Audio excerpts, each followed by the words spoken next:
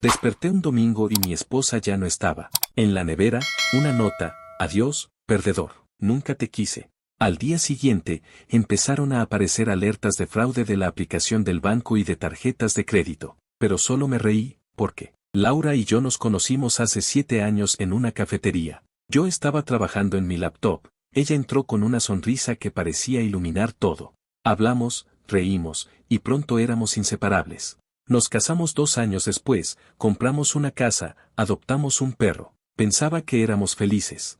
Pero en el último año, Laura cambió. Empezó a obsesionarse con el gimnasio, siempre hablando de su entrenador, Diego.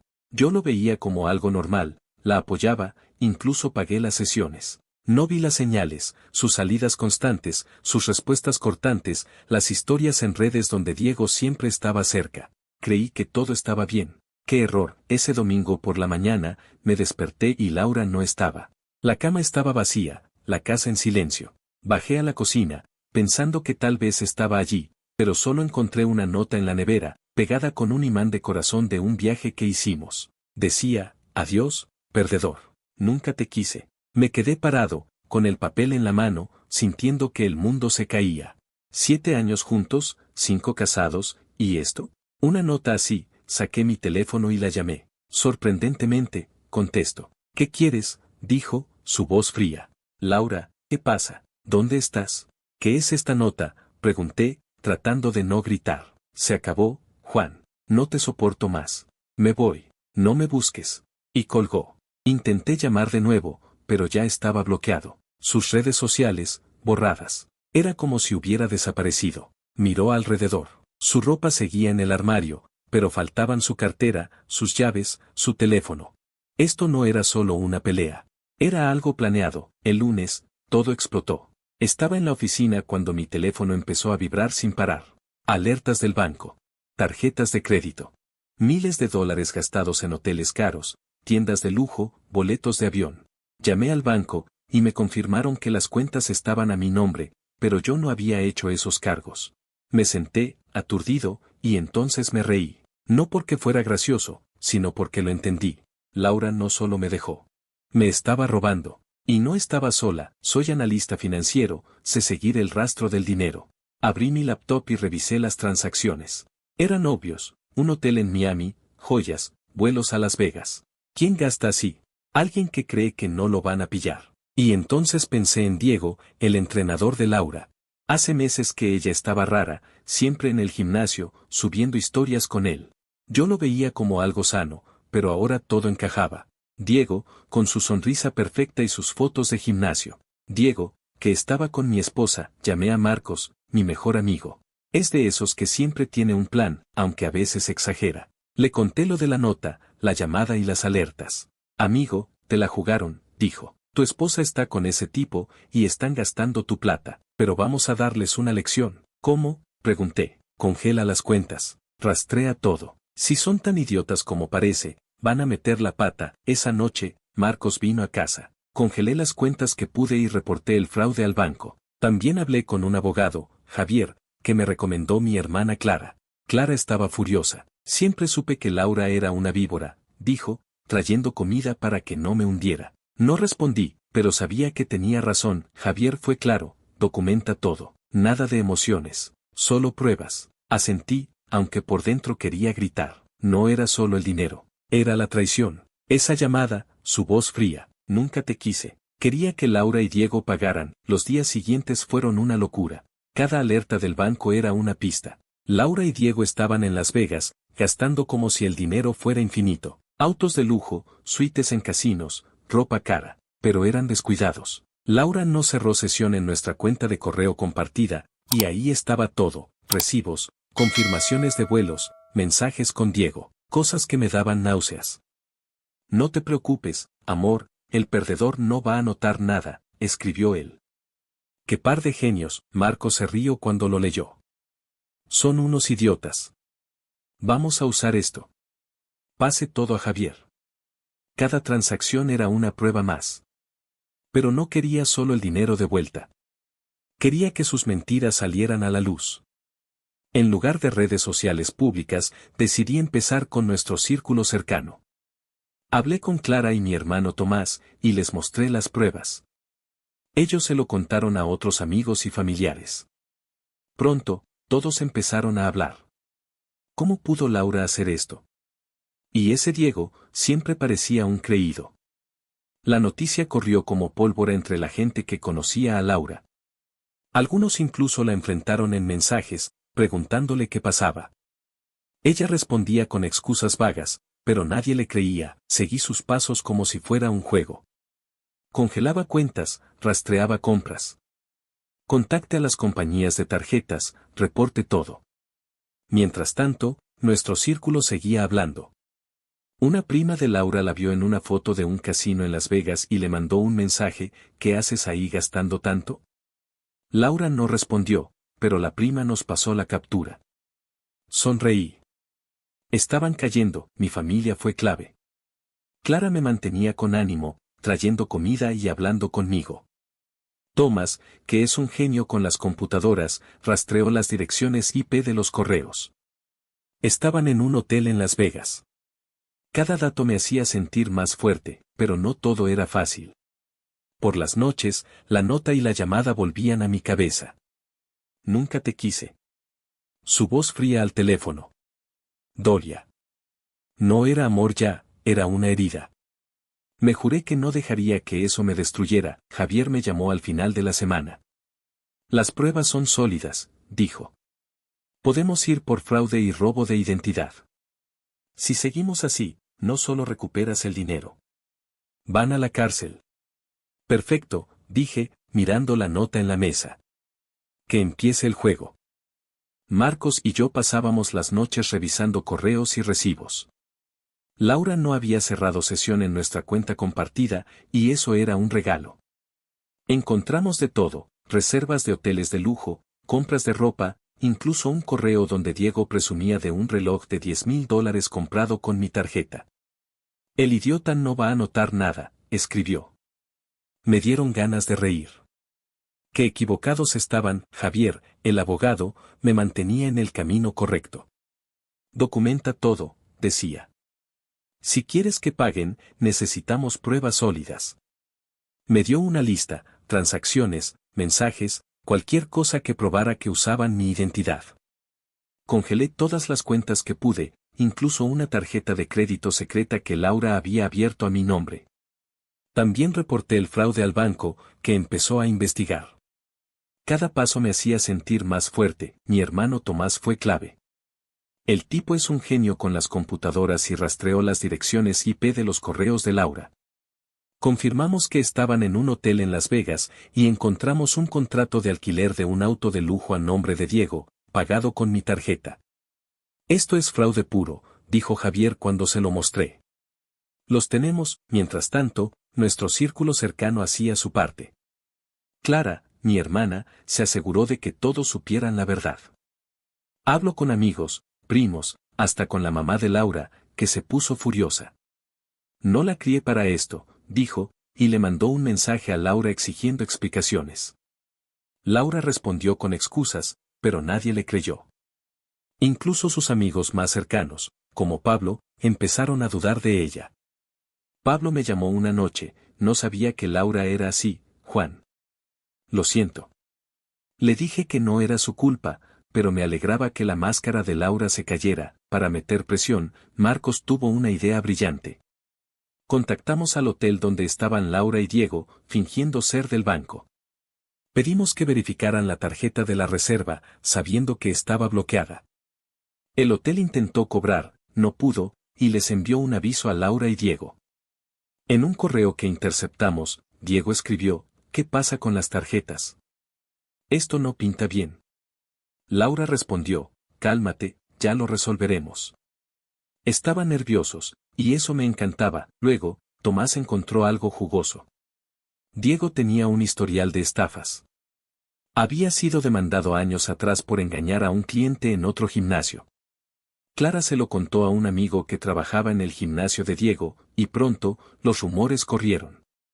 Clientes cancelaron sesiones con él, y el gimnasio empezó a investigarlo. Diego estaba perdiendo su reputación, y Laura no podía hacer nada para salvarlo. El golpe final antes del juicio vino por un error de ellos.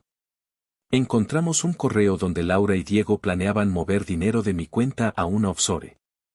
Intentaron la transferencia, pero como todo estaba congelado, el banco lo bloqueó y me notificó. Javier casi saltó de alegría. Esto es un delito grave, dijo. Con esto, podemos ir por fraude, robo de identidad y lavado de dinero. Están acabados. Una mañana, Javier me llamó con noticias. La policía los ubicó en Las Vegas. Los van a traer para interrogarlos. Prepárate, porque vas a verlos pronto. Mi estómago se retorció. No había hablado con Laura desde esa llamada el domingo, cuando me colgó con un no me busques.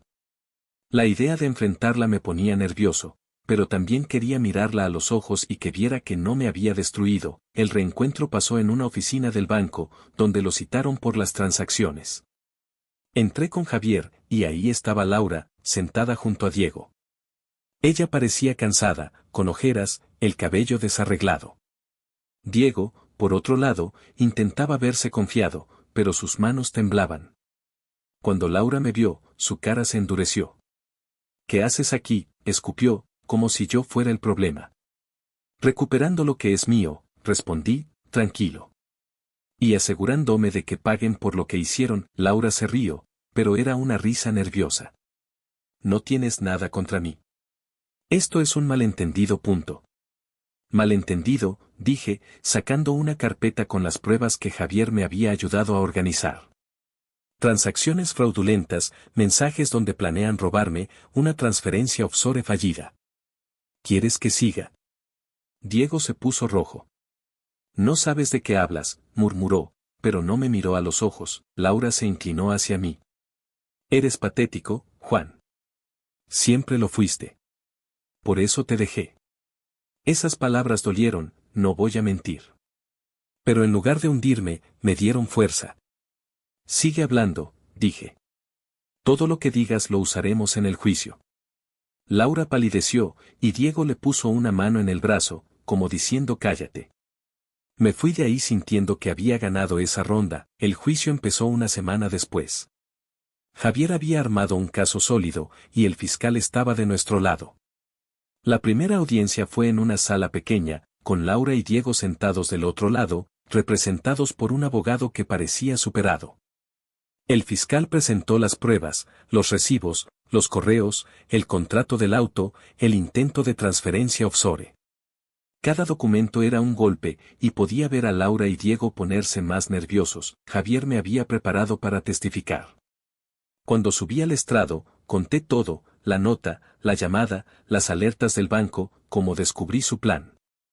Mantuve la calma, aunque por dentro quería gritar. El abogado de Laura intentó hacerme quedar como un esposo paranoico, pero Javier lo desarmó con preguntas que dejaron claro que Laura y Diego habían actuado con intención. Lo más satisfactorio fue ver a Laura intentar explicarse. Subió al estrado y dijo que todo era un error, que no sabía que las tarjetas eran mías.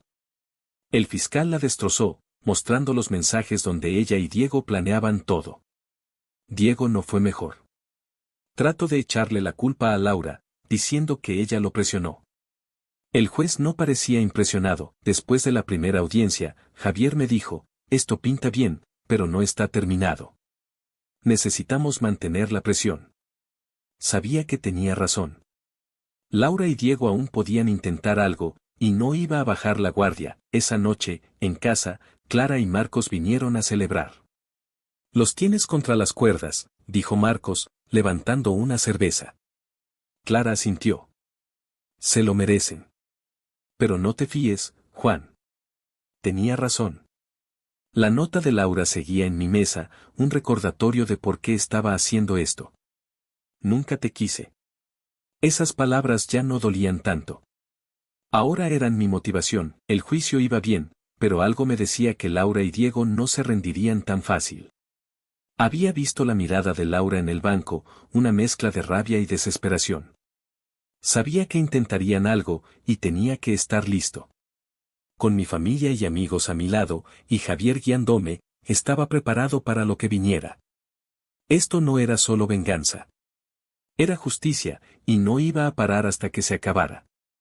Las audiencias seguían, y cada una era un espectáculo. Laura intentó jugar a la víctima, diciendo que estaba confundida y que Diego la había manipulado.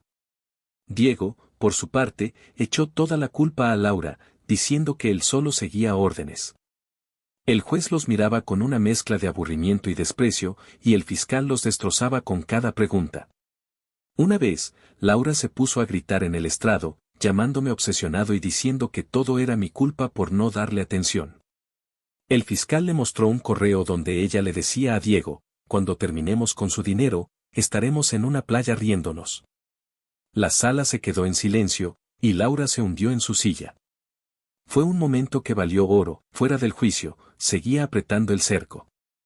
Clara, mi hermana, y Marcos, mi mejor amigo, se aseguraron de que nuestro círculo cercano mantuviera la presión. La mamá de Laura, que ya no podía defenderla, cortó contacto con ella. Amigos en común, como Pablo, dejaron de hablarle.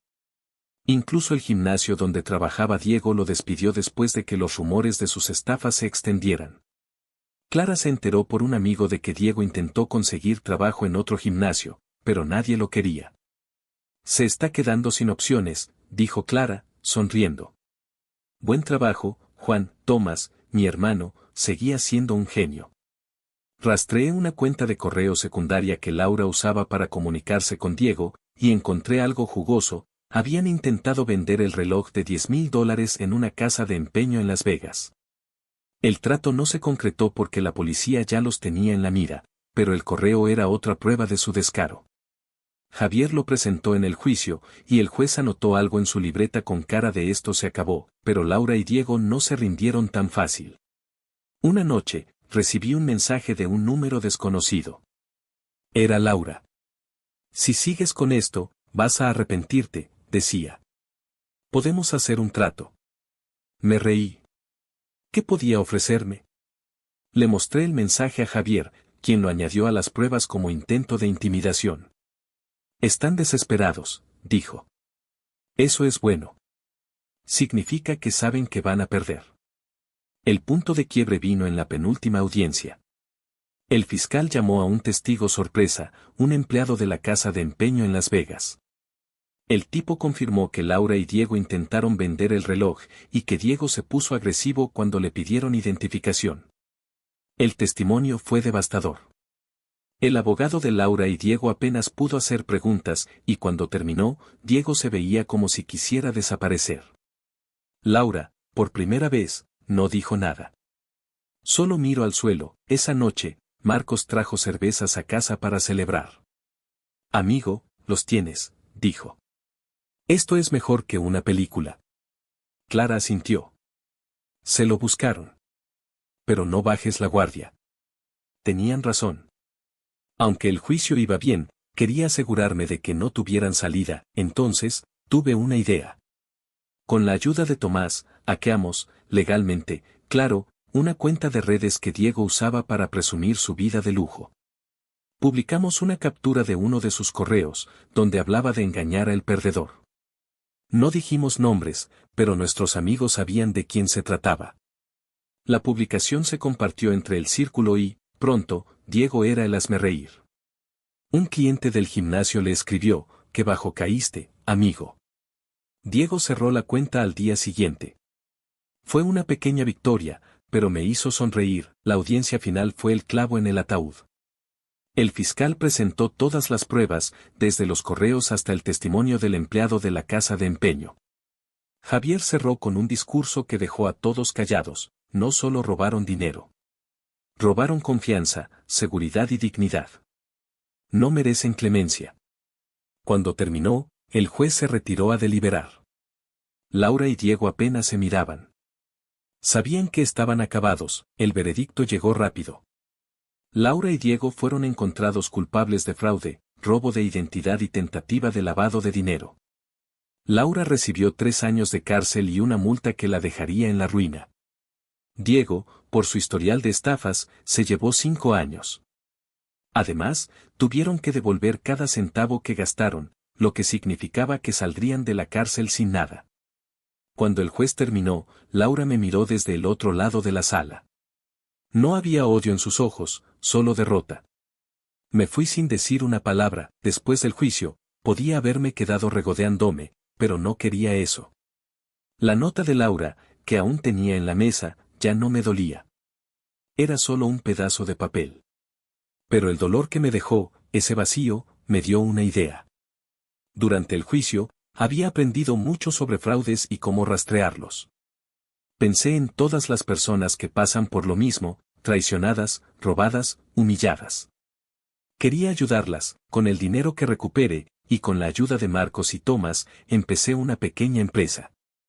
La llamé Escudo, y nuestro objetivo era simple, proteger a la gente de fraudes como el que me hizo Laura. Ofrecemos servicios de monitoreo de cuentas, asesoría legal y educación sobre seguridad financiera. Contraté a un par de expertos, incluyendo a un amigo de Tomás que sabía de ciberseguridad. En pocos meses, teníamos clientes, familias, pequeñas empresas, incluso un par de famosos que habían sido estafados. Cada caso que resolvíamos era como cerrar un capítulo de mi propia historia. Clara se convirtió en mi animadora número 1. Mira lo que hiciste, me dijo una noche, mientras cenábamos en casa. Convirtieron tu dolor en algo grande. Marcos, siempre el bromista, añadió, y de paso, le diste una lección a esos dos idiotas. Nos reímos, pero en el fondo, sabía que tenía razón.